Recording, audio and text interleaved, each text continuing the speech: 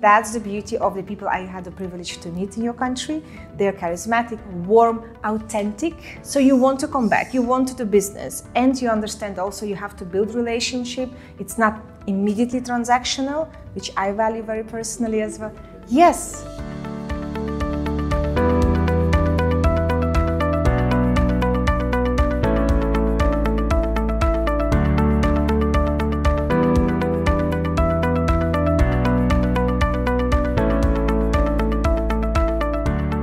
We have a headquarters in Brussels in Belgium, and we are a platform and ecosystem that empowers women economically. So our main focus is economic empowerment, and we do that by collaboration within a country. We would collaborate with the Ministry of Economy in Europe, that's European Commission, to get more women into entrepreneurship, to help them grow and scale. And we also work with investors, accelerators, and of course female founders and corporations. For example, in Europe it's Deloitte, our main partner, but we work in the GCC as well. So we started in Europe, hence the European name, but the core is still there. But then thanks to COVID, we could expand more globally, more internationally, because women, we realized because of the geopolitical tensions, we need to grow. And so that gave us amazing opportunities to collaborate with the leadership in the GCC countries, mainly in the UAE. Ministry of Economy is our main partner in UAE and Abu Dhabi. And then of course, the rest is history. Once you created some successful stories for female entrepreneurs, then you can expand. And well, this is how we end up now here in DR. So EWA is, as I said, is originally European organization. Most of our partners are in European countries. So we are present in 17 countries, and we are growing with 3-4 countries each year, where we establish a new chapter, a new, sometimes digital and sometimes physical. We reach over 50,000 women entrepreneurs, again, mainly in Europe, and now in the last 4 years also in the GCC countries. We work with 17, I would say, partners, and partners for us are family offices, venture funds, business angel communities, because they're very much active in the investing in women, and of course free zones in some countries, because they also participate in the economic empowerment of women, but also accelerators. Accelerators are one of our partners with whom we collaborate. So if I would actually count all our partners who are other associations, they are our members, we reach over 5 million women through them. But within our own app ecosystem, it's around 50,000 active members. We didn't actually years ago plan to be here, but I remember we partnered with one of the business angel communities, and they were organizing an event here in Punta Cana 2 years ago, exactly 2 years ago in October, and it was called Pitch at the Beach. I couldn't attend myself as I had a project in Dubai, and I sent one of my board members, Anton, to participate. He fell in love with the country. He said there is so much spirit, there is so much entrepreneurship, and not only among men, so a lot of women are so active, are so eager to learn, to grow, to scale, and even export internationally. So he came with a presentation asking, let's consider the region.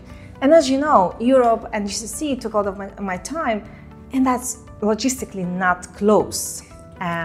So it took us some time, and normally when we enter a new country, we always try to do it strategically with the right strategic partners. And so we did our research, we reached out to some, I would say, very well connected business people in Dominican Republic and Santo Domingo, to be more precise, and that led us to preparation of this trip, and we were hosted by the Euro Chambers here in Santo Domingo. That helped us to connect to the right people who have the same values and who also see the importance of investing in women, in the importance of economic empowerment of women, as it contributes to the economy, to the city, but also to the whole ecosystem. I'm not sure if you've seen these numbers published by World Economic Forum, I think it was 2 or 3 years ago, at Davos. They were presenting that money that is earned by women and by their own businesses, over 90% gets reinvested into her ecosystem, meaning education of the children, household, taking care of elderly people, so it goes all back to the ecosystem. It is indeed a great investment. When you look at the numbers of men, it's around 37%. Rest goes to fun, hobbies and activities. So it's not just only ROI-wise a great investment. social impact is very big, as we are speaking about next generation. When you invest in a mother, in her small business, that money goes into education, next generation, the future leaders of your country. So there is such a great sustainability investment, I was always saying. But on the other hand, I come from investment banking, so we rarely had women pitching for larger money. But if they do, they often will not get it. I think you know the numbers, less than 2% of VC money goes to female founders. That's quite sad. But it gives you also an opportunity. It's a blue ocean of opportunities for the investors who are not considering it yet, although numbers, I think McKinsey published few, Harvard Business Review published some stats saying investing in women gives you a better ROI, mid-long term, maybe not short term. But that's something we are trying to push through EWA by organizing investment readiness programs, where we prepare women to be investment ready. We will invite our investors, where they will do the presentation, the demo of their businesses, of their companies, so making sure they get funded. That again creates a whole of impact on the ecosystem around them, but also women tend to create businesses that are more sustainable. There are a lot of women in our cohorts, in our accelerations programs, that are into health tech, edutech. There's a lot of, how would I say, products that are very good for mental well-being, something that men tend not to really create, so it creates an interesting balance in the economy. So that was very interesting. So I came with an open mind and an open heart. And I think that's the beauty. When you come to a country, I had to admit, it's my first Latin American country that I'm visiting. So I was ashamed when I came here, I didn't know much. So once I sat at the table with potential strategic partners for EWA here, I realized they've already done so much groundwork. They already understand the value of economic empowerment of women. They have research and data. I had the privilege to speak with the president of the Chamber of Commerce of Santo Domingo. They gave me beautiful statistics, and they have over, I think, 35% of their members are female businesses, so the numbers are great. I had opportunities to meet with the Young Presidents Association. They also, over 56% of the board is also female. Young, dynamic, amazing. So this is something for me, it just makes me happy because they understand the value. Of course, I met with the Minister of Women, de la Mujer. Amazing woman that knows what she's doing and really focuses not only on the economic empowerment but also on the social.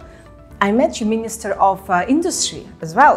He is also very much into empowering small and medium businesses, often led by women.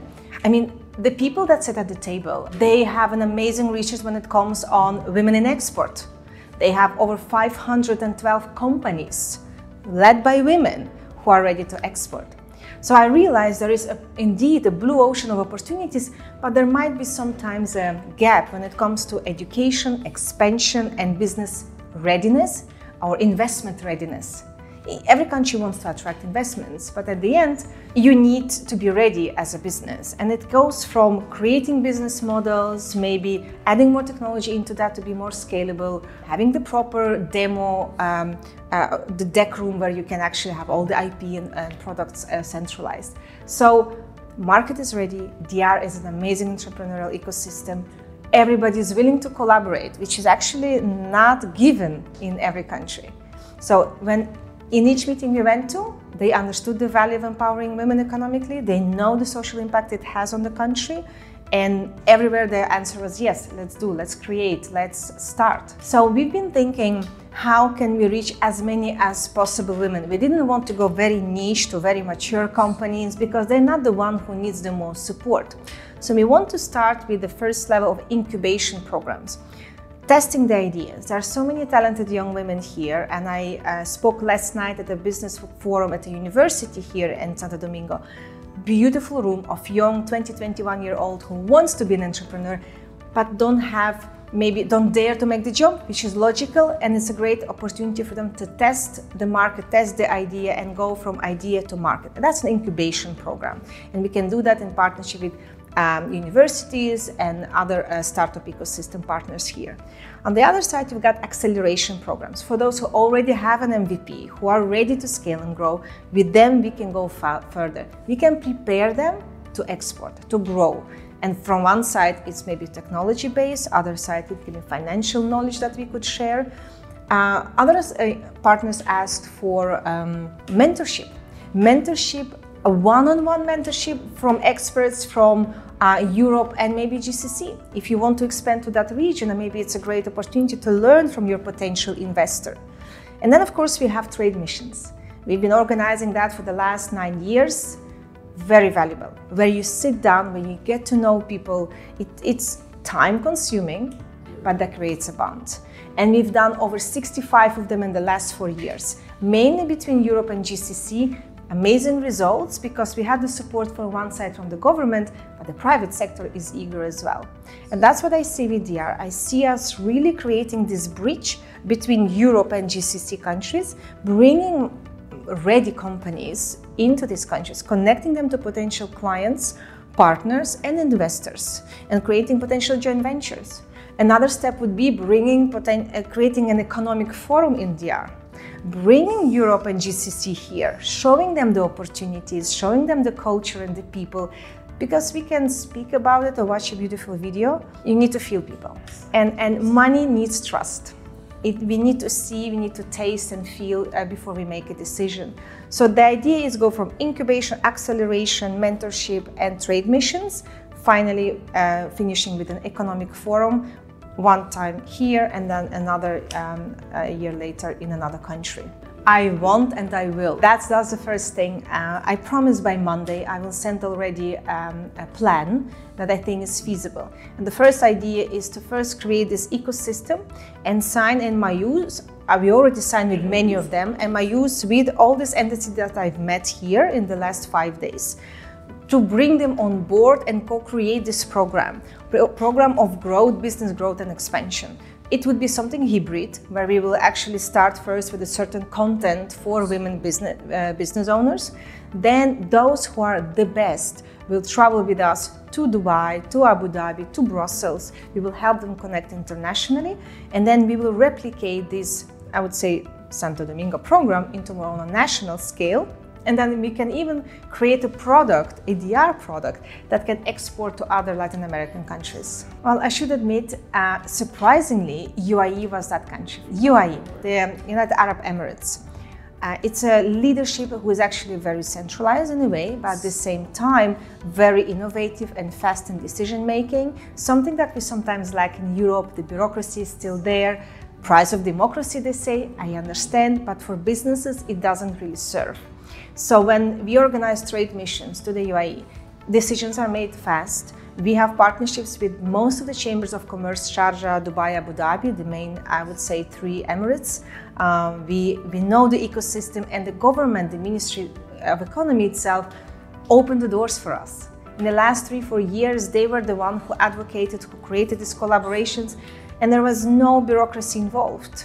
And I think that's also something what you guys here are amazing at. You understand the value of social capital. People are great networkers. People build trust, and that I haven't seen in Europe or United States. This is the beauty of an island. Everybody knows each other. And you try to help each other as well, because you never know. You might need the support one day as well. Today I had the privilege to meet with your mayor of Santo Domingo. What a beautiful lady. And her warmth, the way she communicates, you want to come back to her city. Well, I see myself as a very adventurous person, that's for sure. Otherwise, I wouldn't be here. But I'd love women to see me and also be more daring and bold. That's something I see in any country I go, is lack of that. And women are amazing, and they have so much potential. So once they're daring and bold, there is no limit.